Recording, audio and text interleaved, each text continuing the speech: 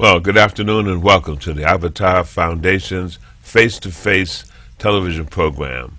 We're here today as part of our continuation of our celebration and documentation of the celebration of the 50th anniversary of independence for Jamaica and for Trinidad, as well as an acknowledgement to all of the other Caribbean countries. We are very fortunate today to have two guests that will be able to provide for us and for our listening audience a real kind of history depicting the infusion of music, the whole kind of Jamaican music and where it came from and who were some of the luminaries of the day. So realizing that we're celebrating 50 years, that's kind of our beginning point, if you will. So today's guest is Miss Antoinette Pitcan, who is the artistic director of the Afwi Culture Organization, and Mr. Leroy Ridgway, right?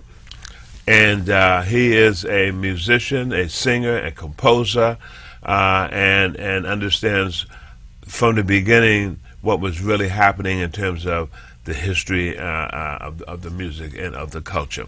Well, good afternoon, ladies and gentlemen. Good afternoon. Good. I really appreciate you guys coming in, taking time out of your schedule to come in and participate in this series that we're putting together. And I just want to kind of mention the fact that Ms. Pitkins is being the artistic director of the AFWI, is really kind of co-producer and a partner with the Avatar Foundation as we put together this series of information on Jamaica and for Trinidad. So she's no stranger to us, no stranger to these cameras, no stranger to the studio, and we want to kind of get in, start right into it, if you will. And Antoinette, I'm going to ask you to begin with this and just give us a brief outline and a preview about Afwi culture. Afwi, non-profit organization, state of New York, 20 years in 2012. So we thought as we celebrated our 20 years, we would also do a close-up look at the Caribbean as Jamaica and Trinidad turns 50 years old. Right, right. We are a visual arts and performing arts organization with a leadership arm, a very strong leadership arm that focuses on children with special needs, correct PC term, youth development moving forward. Okay. We tend to focus on the kids with autism, Asperger's syndrome, and Down syndrome, mostly because those seems to be the ones that are, you know, prominent in the Caribbean and among children children of African heritage these days. The numbers are really tremendous. And in the Caribbean, we should say in the English-speaking Caribbean, that is, there are no statistics. And if there are no statistics, if the children are not recognized, there can be no funding for them. So okay. Our part of what we collectively are doing, those proceeds go toward that global youth development program that we have put together, which is right. an arm of a program that we presently do within the New York City school system. Okay. Well, we got the man himself. It's Leroy Ridgway. Greetings. Right? Okay, Ridgway. So tell us somewhat in terms of, you're also known as Living Truth. the Living Truth. That's okay. that's a musical vibes that I base my writings on. Okay, okay. Tell us a little bit about who Mr. Ridgway is, or Living Truth is. Well, back in the days, I listened a lot to my grandmother, and African history, how they came to Jamaica, and the things that they had to go through.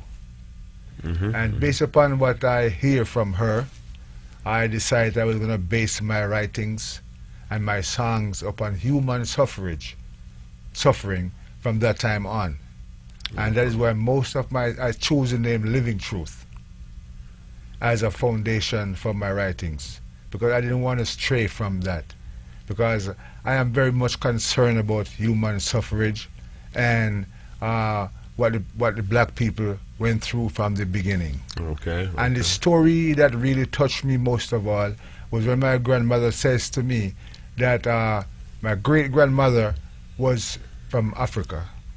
And while they were on the ocean, heading to Jamaica, slavery was abolished. But at that point in time, it was easier to take them to the nearest port than to take them back to Africa.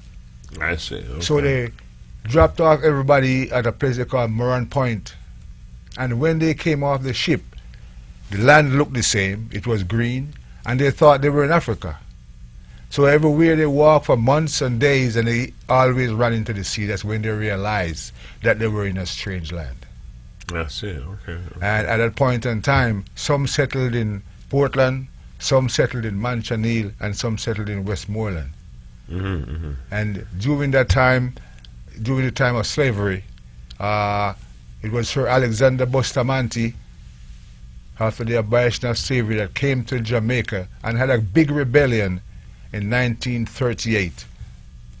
And based upon his efforts, the black man was more or less uplifted and was like promoted from the ranks of slavery to where we are this present day.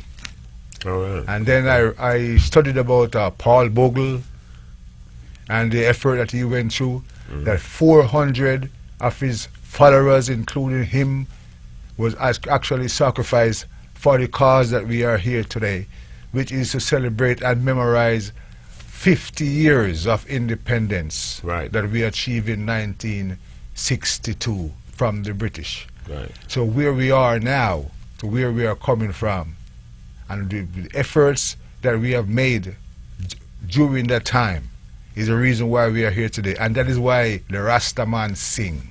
I see. Okay. Well, part of kind of why we're here doing this particular show, and matter of fact, doing this whole year-long celebration, is really to delve into the essence of the culture. Yes. To be, we understand some of those beginnings, and you've tied it together very well. But to begin to look into the culture from an artistic point of view, that is our view of Caribbean art and culture. And so, as this history that you've shared with us has evolved, we're looking at how you got into the music part of that.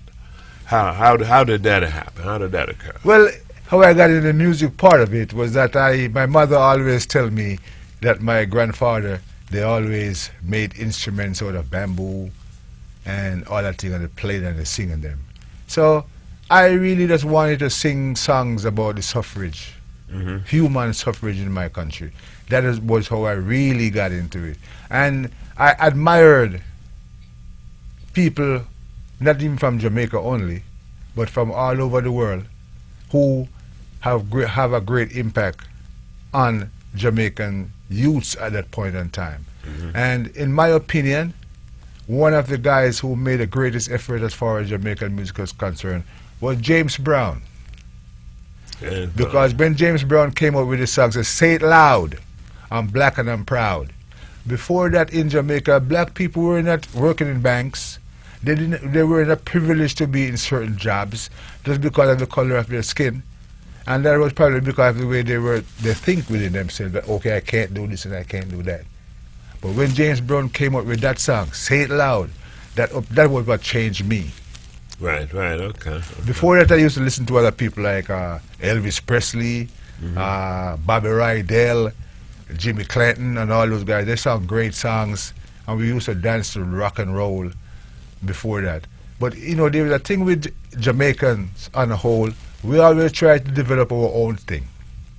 I see, okay. And then that's why we moved from Calypso to Mento to Ska by the Skatalites, in which some of those great musicians in the Skatalite, they used to play jazz and all kind of music. But as we go along, we develop a beat of our own. And there was a guy by the name of Winston Grennan.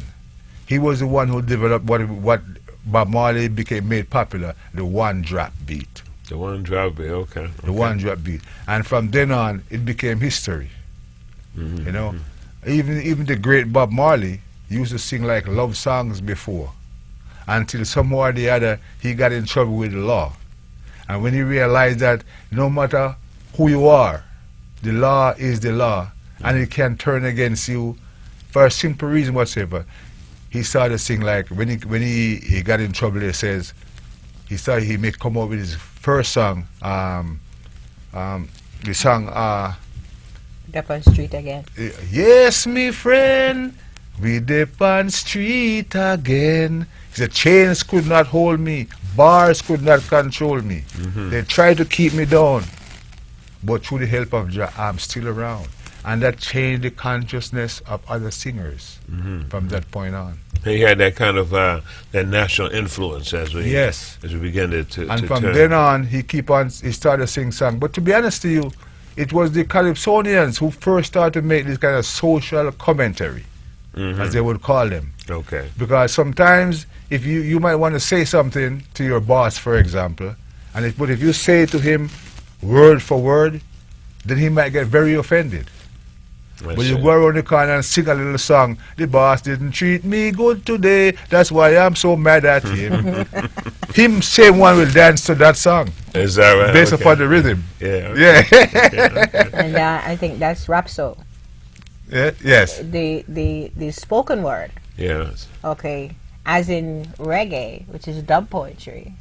The spoken word is rapso for that. Just want to ask one question. How did reggae, the term reggae, come about?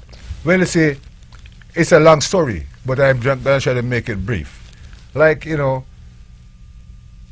when we used to play cashew marbles, and there are some cashew where you shake it, and you hear the kernel shaking inside of it.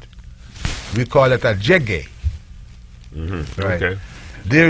Back in the days when you got a girl in a district, she's nice and everything else, but she's from one dance to another dance, and she's partying all over the place. They used to call her a stregge.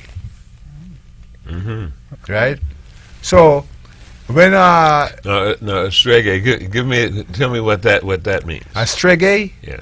a stregge we used to refer to a young lady or a girl who she's at every dance, Yes. every party. Okay. Everywhere you turn in town, you see her, and she's dressed in the latest outfits and everything like that. They say, well, yeah, like a stregge, Okay. you know. She's all over the place. Yeah, all over the place. Yeah. So what it really means is like something that's really not too in line with what's going on in society. Right. That's what she was. So the jegge with the cashew and the marble was a cashew that if you set it inside of a pot, and when the guy who wins the pot, if he finds two of them inside it, he's very upset because that spoils his winnings. Because if you roast it, there's nothing inside of it to eat. Okay. Right?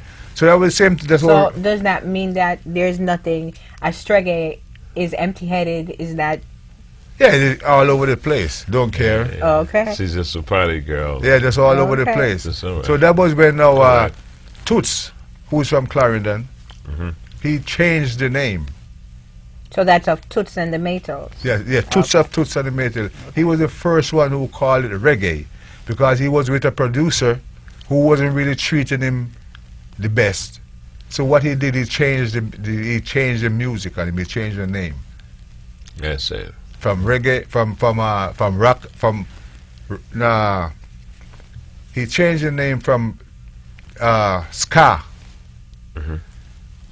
and turned it in and called it reggae. Yeah, right. Okay. And it's based upon how you play the guitar too. What would be the real differences in that? You see, you can either play it, check it, check it, check it, check it, check it, or you can play check, check, check, Okay. check, and you can play a boom, a boom, a boom. You see, depending on how you play the lead guitar in a band is what determines what kind of music you're playing. Okay. You play it different for calypso, you play it different for ska, and you play it different for reggae. All right. So as we kind of look at reggae, now that's kind of well famous all over the place, and everybody has begun to try to adopt it and play it their own kind of way. There are different variances of reggae, reggaeton, which is an incorporation of other forms of music of today, if you will, or modern music, incorporating that into traditional kind of reggae songs. Is that true in terms of how the beat goes, or in terms of just how the lyrics have been Well, you see, incorporated? music is music, Right. and from you can dance to it. As according to those guys, from it have a dancing foot in there, you can dance to it. So the Spanish people, they love reggae, but they can't really play it like how Jamaicans play it, because reggae is not really a perfect beat. It's either off a little bit, so it's something you have to have within you to play the real I see, reggae. okay. So the Spanish come up with Reggaeton, because it is not really reggae, but they call it Reggaeton because about 90% of it is right. Right, I see. Okay. I'd more say it's fusion, though. I'm not going to disagree, but I'd more say it's fusion, because I think in the 70s, 80s, I think Jimmy Cliff and quite a few of the reggae-based singers from Jamaica migrated to Brazil, and they brought that rhythm with them. And so I would say more reggaeton is the fusion, is the fusion of more that in between bachata and típica.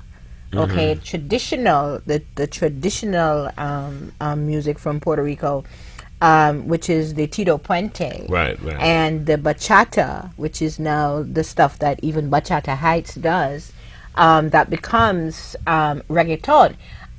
Spanish reggae is typically reggae. They actually go in, and the rhythms are very real, because at the foundation of reggae, there is the funde, the drums, then the bingi, the naya bingi. At the foundation of reggaeton, it's the congas. Right. Okay, so I would more say it's the blending of the other. It's the fusing of that. I think I probably can speak to that, because in a full culture we play around with it. We play around with the rudiment, what Truth would agree with me with the groundation stuff, and we take it into the samba, and we also tie in the rhythms of compa, which is from Haiti. And so what we get, that sound, it's a layered sound. It's a layered sound, and so it's different. Of course, the vernacular is different, because Right. it's in Spanish. Right. You know, and But when you listen yeah. to the music, when you begin to understand the music of the world, you can hear. Right, you can hear it. All of these different The kind of nuances, cultural, right, that's right, nuances in it, and in terms of how these rhythms are laid out, Yeah. and the patterns Yeah. that they form. But you So, know, one thing we all got to understand, that you see the bass guitar. right. The bass guitar is a pretty new instrument. hmm Before the bass guitar was invented, it was a standing bass, That's right. and the you upright could bass. only play that one way. Boom, boom, boom, Right. boom, boom, boom. You could not double up. Right. Okay. But in 19, I think it was in 78 or somewhere, they came out with the electric bass. You were able to Fender. Fedora. and that was the birth of reggae. Gotcha. That was what changed the music totally. Okay.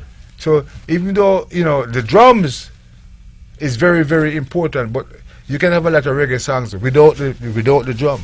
Right. The drums is more a connection with the African roots. hmm You understand? And it's key with the drum, because in every culture on the planet, the Yeah. central and original instrument was a drum. Everybody can play the drums. Right. Right. Okay. And there is no music that is complete without the drum, because the drum, for example, you could go into a studio and the guy is just playing the drums and you can sing any song, Right. because the beat is just constant, So therefore you lay the drum tracks when you go inside the studio, the drum and the bass, Right. and then everything else follow. But you see, the bass and the drum is what determine what kind of music you're playing, Okay. and it can determine the beat of the music. Well, kind of going forward with that, I mean, you're an award-winning person. I mean, give us a couple of minutes on your achievements. I know that you have 4 or 5 CDs that you've produced, and just give us a little quick description of how that kind of came about. Well, if you notice that most of my CDs that I am the one who produced them. Okay. The main reason for that is sometimes somebody get you to do something for them. You got to do it the way in which they want it. It's not the way in which you feel about it. And you know what is right within you, how you think. So I wanted to keep my lyrics as close as possible to the African connection, the development of my race. Mm-hmm. Not that I'm prejudiced, but I want to develop my race. Right. The underprivilege of any race. That is why Marley is so big. Because people of all nations, of all races, can attach to his lyrics. Because poverty exists in every nation and all over the world. They are underprivileged people. They are disenfranchised people of every nation and race. That's why when you hear the singer song says, "One Love," you hear people singing it from all over the world. Right, so right. when I first started singing, like in America, to make an impression, it was during the year of the festival in Brooklyn, the West Indian American Day Carnival Association.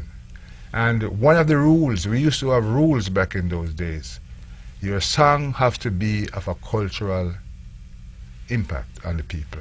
Mm-hmm. They have to sing about the culture, the development of the people.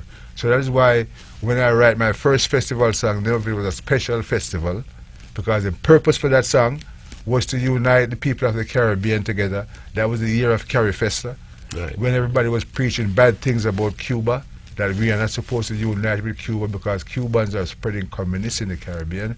But I to myself says, your neighbor is your neighbor. So how can you treat your neighbor as a stranger? Okay. If you wake up in the middle of the night and you have a fight with somebody coming in, you got to call on your neighbor first thing. So that's why I write that song. Then I was placed 3rd in that competition, but I wasn't satisfied. So the year after, I write another song, says, "Ring the freedom bell. I'm not from here. I'm not an American, but I am here in this modern society trying to move myself up to a different level." Mm-hmm. And they placed me 2nd in that competition. And that was in 77. And in 78, I write another song.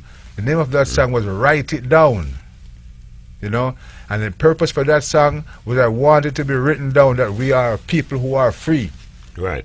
We have achieved our freedom, and we want to spread it all over the world. So that's why I'm saying I'm calling on world leaders to get together in numbers, sit around in reverence, and let's have a great peace conference for get freedom all over the world. And then after that, something, we had a change. I took a year off, and then next year I went back and I sing a song that says, "Come on, let's have a free-for-all festival," and celebrating how we want to enjoy life. But all of my songs is just based upon the development and the progress of people and unity. That's a wonderful piece. Now, if people want to get in touch with you, what is the website for you? Well, my website is www.livingtruthreggae.com. Why don't you say it again so people can write it? www.livingtruthreggae.com. All right. And for you, Antoinette, if folks want to find out what's happening with the Afroweek culture, how do they reach you? It's Afroweek Culture. That's Afroweek Culture at yahoo.com. At yahoo.com. Okay. Is there a number or something you have that they can call? 718-655-5369. Or they can tap into the Avatar Foundation and they can find us there too. You sure can. That's right. You got a page on that. Well, I want to just kind of thank both of you for kind of coming as we kind of wrap up our time. It goes quick because there were some very interesting topics we wanted to kind of really expand on, but we'll come back to that. But I want to be able to reach you, our listening audience, to make you aware of what we're doing collectively, as you can see, in terms of expression and bringing forth the essence of a culture. We have put together a year-long celebration in this recognition of 50 years of independence. It's a very powerful word, of independence. And, you know, some people take it for granted, but there's a certain freedom, as you've heard Truth speak about the freedom. And for information, it's called Carib Gold. It's Carib Gold in terms of the projects that we're putting together. And you'll be hearing more about Carib Gold in terms of the calendar of events that is happening. So we invite you back to listen to us on this weekly basis in the series of shows that we're putting together. And for more information, you certainly can go to the avatarfoundation.org, AVITAR foundation.org. And that's our website, and any questions you may have for us is at 914-664-7970. So once again, we want to thank both of you. Brother Leroy, thank you very much. or Truth, that's I should say, and Miss Antoinette Pitcan, who's the reliable one and only, and who's there by our side and making this thing happen. So stay tuned in terms of what we are going to be bringing forth. And remember, our slogan is that the dream is in the mind of the believer and in the hands of the doer. And you are not given that dream without giving the power to make it happen. Have a good evening. Take care and peace.